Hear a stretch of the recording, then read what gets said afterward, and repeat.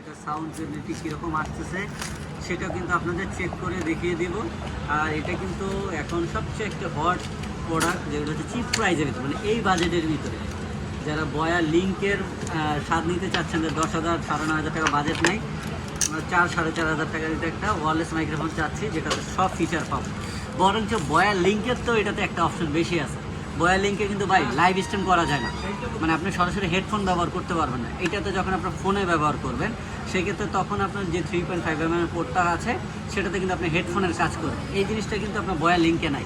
তো এত টাকার একটা জিনিস সেই হিসাবে কিন্তু বয়া লিঙ্কে এই অপশনটা দিতে পারতো, সেই জায়গায় কিন্তু আপনি জ্যামারিতে এটা পাবেন। যাই হোক, এই হচ্ছে এটা চমৎকার পাওয়ার কেস। আর পাওয়ার কেসটা কিন্তু কোনো হেভি, এটাতে পাওয়ার কেসে আপনার চার্জিং ব্যাকআপ পেয়ে যাবেন 42 আওয়ার। কোম্পানি ব্লেম করতেছে, আমি অত বলি না, আমি বলি 30 ঘন্টা থাকলে অনেক, বাংলাদেশের এই পাশে ওই পাশে ঘুরে আসা যাবে। আর ইন্ডিভিজুয়ালি মাইক্রোফোনগুলো এক একটাতে চার্জ থাকবে 5 থেকে 6 ঘন্টা করে।